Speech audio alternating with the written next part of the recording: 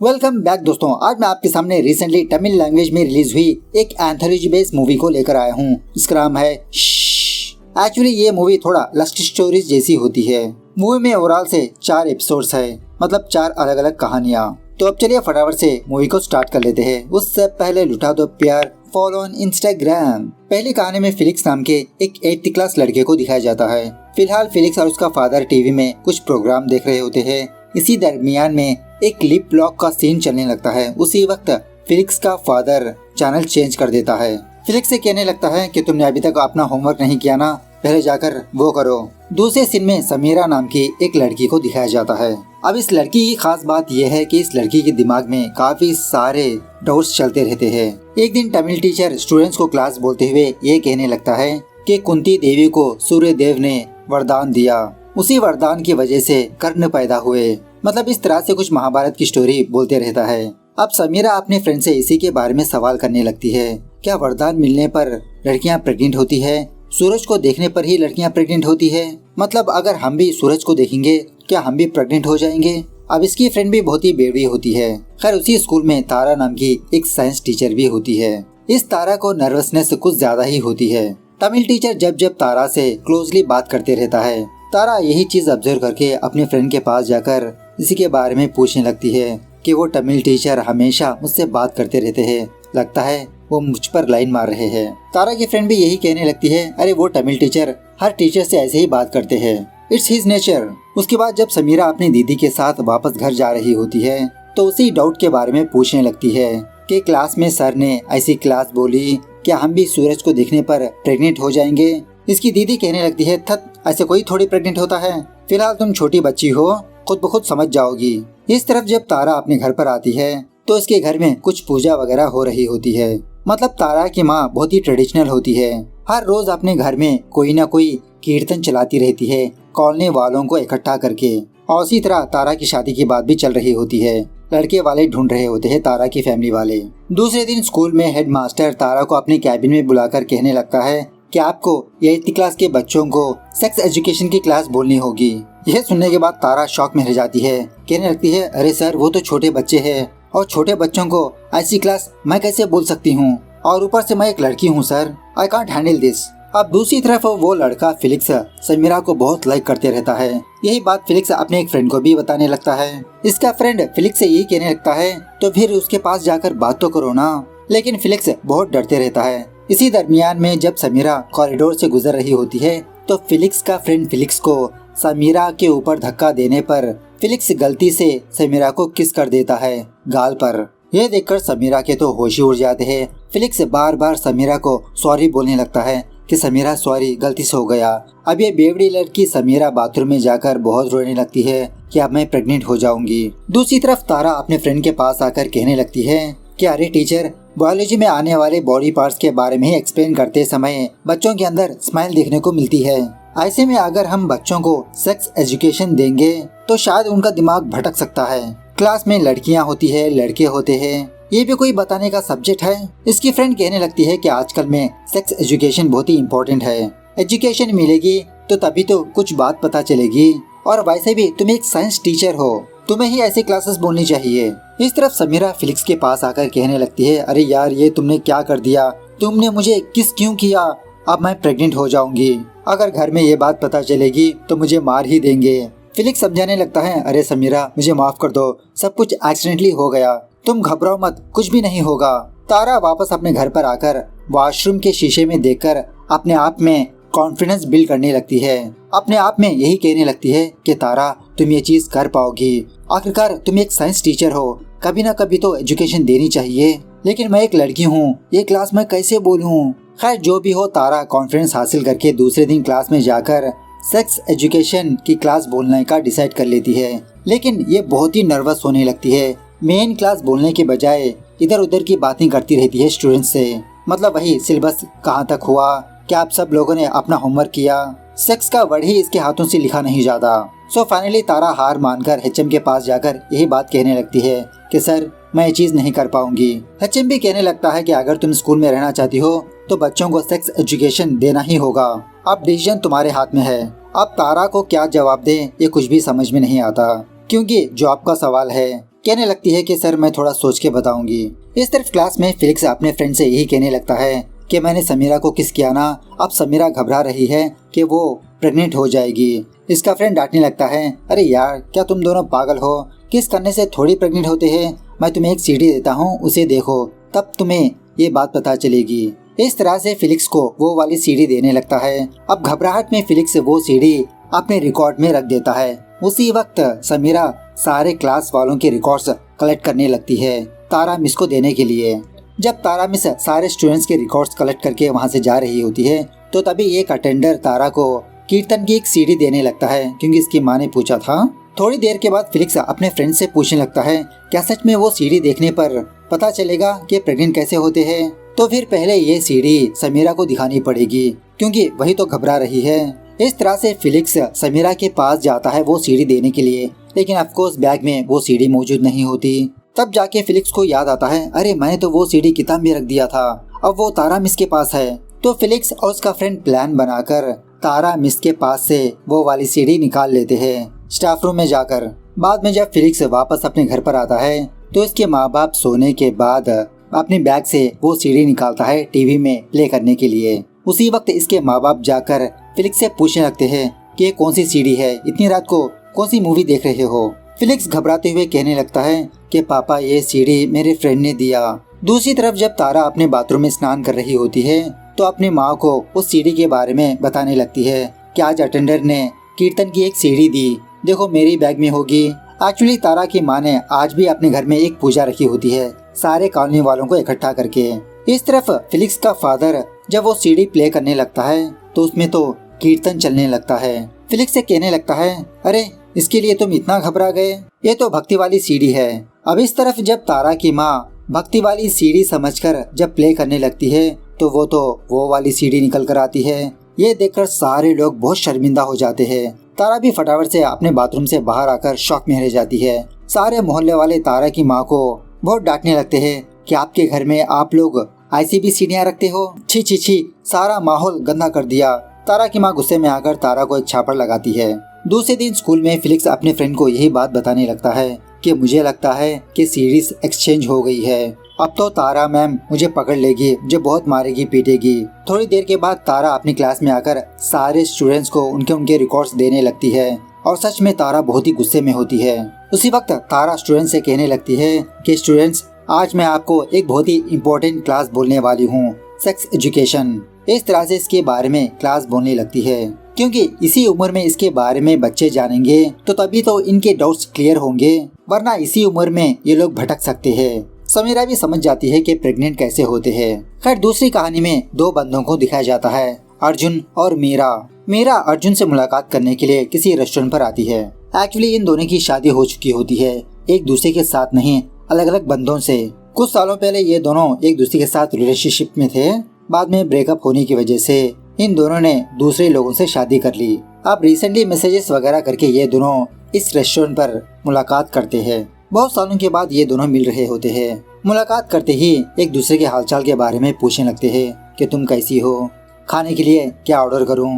मीरा कहने लगती है, हाँ ठीक ही हूँ, मेरा हस्बैंड मुझे बहुत प्यार करता है, मेरी एक बेटी है जिसका नाम है अंजना।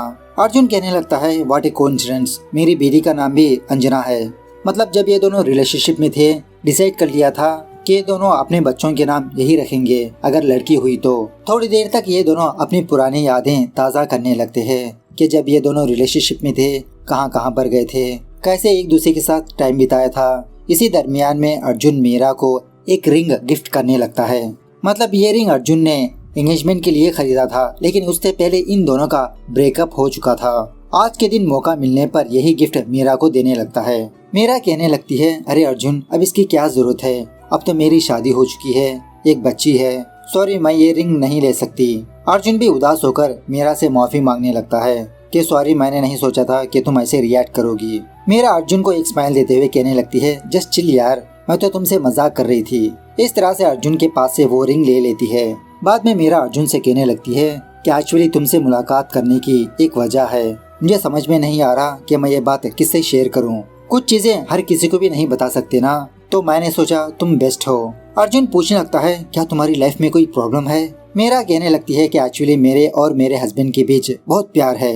मेरा पति मुझसे बहुत प्यार करता है, लेकिन जब हम बेड पर आते हैं तो पहले जैसा वो प्यार नहीं रहा। हमेशा वो काम में बिजी रहकर मेरे साथ बेड पर टाइम नहीं स्पेंड कर रहा। ऐसा नहीं कि वो मुझसे प्यार नहीं करता, वो मुझसे बहुत प्यार करता है। बस इसी बात को लेकर हमारे बीच थोड़ा डिस्टर्बेंस है।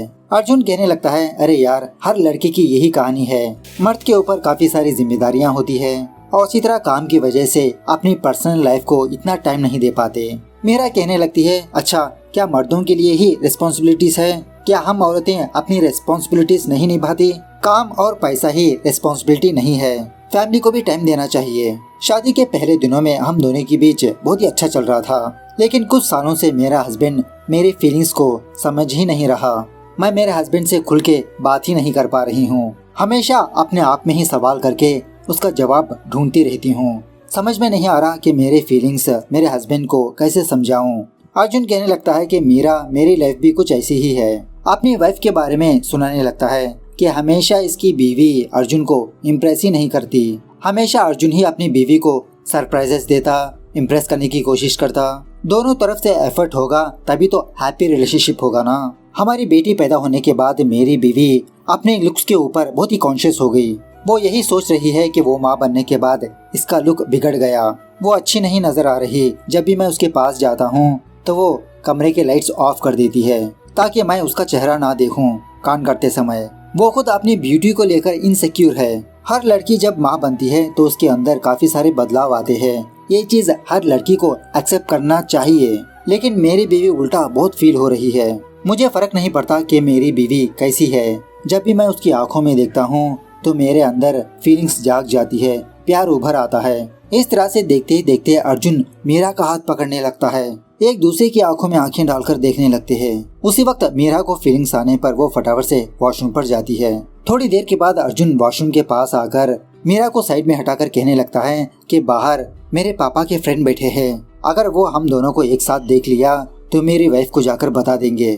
थोड़ी देर तक हम दोनों यहीं पर रुकेंगे प्लीज। अब मीरा के अंदर ऑलरेडी आग भड़क चुकी होती है ना, थोड़ा सा बुझाने के लिए ये दोनों चुम्मा चाटी करने लगते हैं। बाद में जब अर्जुन बाहर झाँकता है तो वो बंदा बाहर ही बैठा होता है। मीरा से कहने लगता है कि लगता है वो अभी नहीं जाने वाले, जो भी हो मैं उनके पास जाकर बात करता हूँ। इस तरह से अर्जुन और मीरा बाहर आने पर वो बंदा इन दोनों को देख लेता है और एक्चुअली ये बंदा मीरा को देखकर अर्जुन की वाइफ समझने लगता है। बात यह है कि ये बंदा भूल चुका होता है कि अर्जुन की शादी हुई। सो मीरा के पास आकर रिलैक्स होने लगता है कि उस अंकुल को तो पता ही नहीं कि मेरी शादी हुई, थैंक गॉड हम बच गए। बाद में ये दोनों अपनी आग को बुझाने के लिए किसी होटल पर जाने का प्लान करते हैं। इस तरह से जब बाहर जा रहे होते हैं तो तभी मीरा को एक कॉल आता है। पता चलता है कि इसकी बेटी जाग गई और बहुत रो रही है। तो मीरा अर्जुन से यही बात कहने लगती है कि मुझे घर जाना होगा, मैं तुमसे बाद में मुलाकात करूंगी। इस तरह से जब मीरा जाने वाली होती है तो तभी अर्जुन मीरा का हाथ पकड़कर घसीटते हुए उसी रेस्टोरेंट के टेरेस पर ले जाता है। कहने लगता है कि जब तक तुम्हारी कैब न आ जाए चलो हमारा कार्यक्रम शुरू करते हैं। इस तरह से ये दोनों वहीं पर अपनी आग बुझाने लगते हैं। सुबह होने के बाद जब मीरा अपनी नींद से जागती है तो अर्जुन मीरा के लिए कॉफी बनाकर देने लगता है। मीरा अर्जुन को हक करके कहने लगती है कि कल रात के लिए बहुत थैंक यू, हम दोनों ने ओपन अप करके सारी बातें शेयर कर ली। अब मेरा मन बहुत ही शांत हो चुका है। मतलब यहीं पर हमको ये बात पता चलती है कि एक्चुअली अर्जुन और मीरा हस्बैंड एंड वाइफ है। एक्चुअली इन दोनों की रिलेशनशिप में कुछ डिस्टर्बेंस हुई होती है। इसी डिस्टर्बेंस को मिटाने के लिए ये दोनों अनजान बंदे बनकर एक रेस्टोरेंट में मुलाकात करके एक दूसरे की फीलिंग्स और प्रॉब्लम्स को शेयर करने लगते हैं। और एक्चुअली इन दोनों का नाम अर्जुन और मीरा नहीं है, आदि और अवंतिका होता है। मतलब यहाँ पर बात यह है कि अगर किसी भी रिलेशनशिप में प्रॉब्लम्स चल रही है तो उसे बैठकर डिस्कस करना ही बेहतरीन सोल्यूशन है, तभी तो एक दूसरे की फीलिंग्स बाहर आएंगी। उसके बाद तीसरी कहानी स्टार्ट होती है। तीसरी कहानी में वारमती नाम की एक औरत को दिखाया जाता है जो एक प्रोफेसर होती है।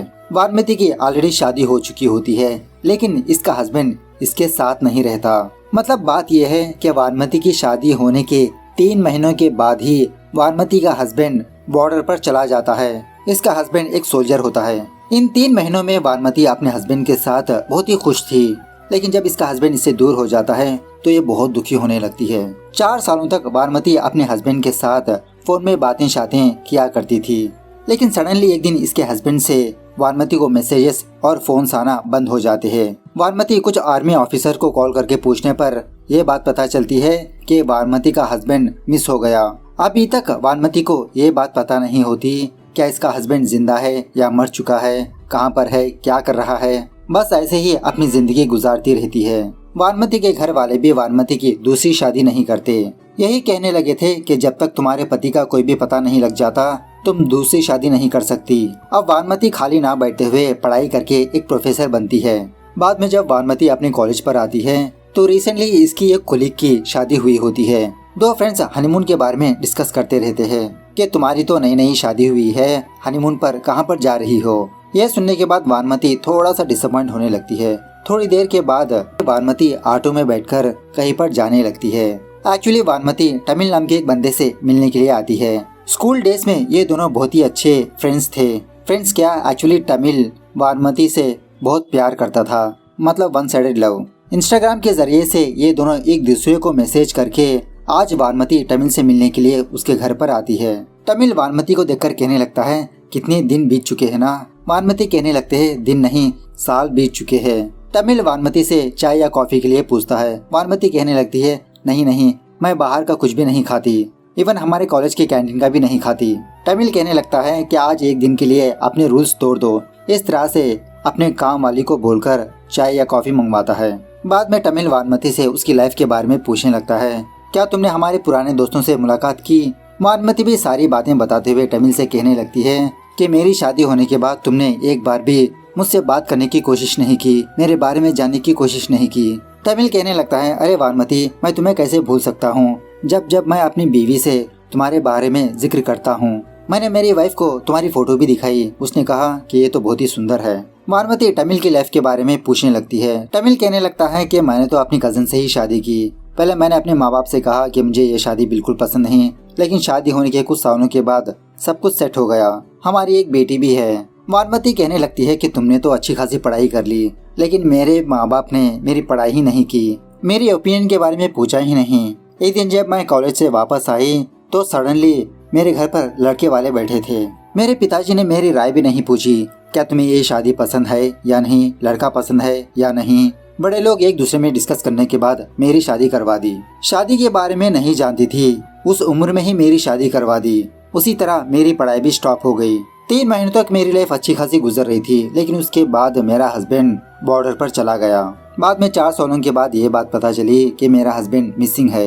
अभी भी उनका ही वेट कर रही हूँ मैं। ये सुनने के बाद तमिल शॉक में रह जाता है। क्या इतने सालों तक तुम अभी भी अपने हस्बैंड का इंतजार कर रही हो? और कितने साल तुम ऐसे ही उसका इंतजार करती रहोगी? तुम दूसरी शादी भी कर सकती हो, तुम्हें अपने बारे में भी तो सोचना चाहिए। वानमती कहने लगती है कि मेरे माँ बाप ने ऑलरेडी कह दिया कि वही मेरा पति परमेश्वर है। जब तक उसके बारे में कोई खबर नहीं आती मैं दूसरी शादी नहीं कर सकती। इस तरह से थोड़ा मायूस होने लगती है। तमिल वानमती को चिल करने के लिए कुछ पुराने फोटोग्राफ्स दिखाने लगते हैं, मतलब अपने स्कूल डेज के, कॉलेज डेज के, और इसी तरह कुछ फ्रेंड से भी बात होती है।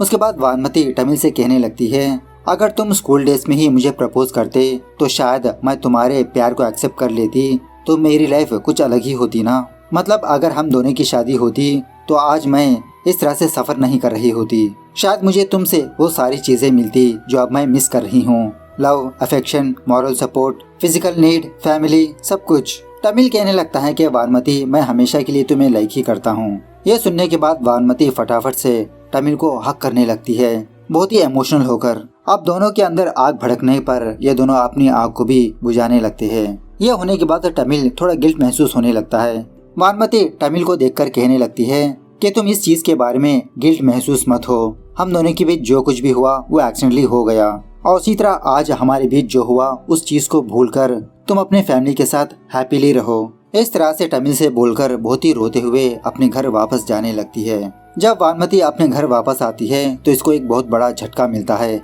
वानमती का पति आया होता है। ये देखकर वानमती के तो होश ही उड़ जाते हैं। इतने सालों के बाद इसका हस्बैंड इसको नजर आ रहा है। उसके बाद वानमती का हस्बैंड वानमती से मिस होने की वजह बताने लगता है। एक्चुअली बॉर्डर पर जब ये लोग पाकिस्तान से लड़ाई कर रहे थे तो पाकिस्तान के सोल्जर्स ने वानमती के हस्बैंड और कुछ लोगों को पकड़ लिया, बहुत दिनों तक जेल में डाला, टॉर्चर किया। उसके बाद इंडियन आर्मी ने किसी भी तरह से हमारा लोकेशन पता करके हमें वहाँ से बचा लिया। वानमती से कहने लगता है कि मुझे पता है वानमती, तुम मेरे बारे में सोचकर कितनी दुखी हुई होगी। हमारी शादी होते ही 1 साल भी मैं तुम्हारे साथ नहीं रहा, लेकिन अब तुम्हें दुखी होने की कोई जरूरत नहीं। अब हमेशा के लिए मैं तुम्हारे पास ही रहूंगा। अब इसी दरमियान में वानमती टमिल के साथ जो टाइम बिताया उसी को याद करती रहती है। बहुत ही रिग्रेट फील होने लगती है। अपने हस्बैंड से ओपन अप होने लगती है कि मैं भी आपसे एक बात कहना चाहती हूँ। इस तरह से सब कुछ बता देती है। वानमती का हस्बैंड वानमती से कहने लगता है, अच्छा, मैं एक दिन लेट आने की वजह से इतना बड़ा कांड हो गया। अगर मैं एक दिन पहले आ जाता तो तुम्हारे साथ ये घटना पेश नहीं आती। वानमती कहने लगती है कि अगर आप मेरे साथ होते तो मैं मेरे फ्रेंड के पास नहीं जाती। वानमती का हस्बैंड कहने लगता है, ठीक है, मैंने एक डिसीजन ले लिया। तुम ये बात अपने दिमाग में बिठा लो कि मैं एक दिन पहले आया और तुमने अपने फ्रेंड से मिलने के लिए नहीं गई। आज के बाद से हम अपनी लाइफ को फ्रेशली स्टार्ट करेंगे। इस तरह से वानमती को समझने के बाद इन दोनों की लाइफ अच्छी खासी गुजरने लगती है। उसके बाद 4th कहानी स्टार्ट होती है। इस कहानी में 2 मेन कैरेक्टर्स है। लड़के का नाम होता है शक्ति। IAS की पढ़ाई करते रहता है। कुछ दिनों तक शक्ति के माँ बाप अपने घर में मौजूद नहीं होते, वो कहीं पर गए होते हैं। शक्ति का अंकल शांबा नाम की एक लड़की को शक्ति के घर पर लाता है घर के कामकाज करने के लिए, वही खाना पकाना, कपड़े वगैरह धोना। शक्ति का अंकल शांबा के बारे में बताने लगता है कि इनके घर की हालत बहुत ही खराब है। शांबा की शादी ऑलरेडी फिक्स हो चुकी है।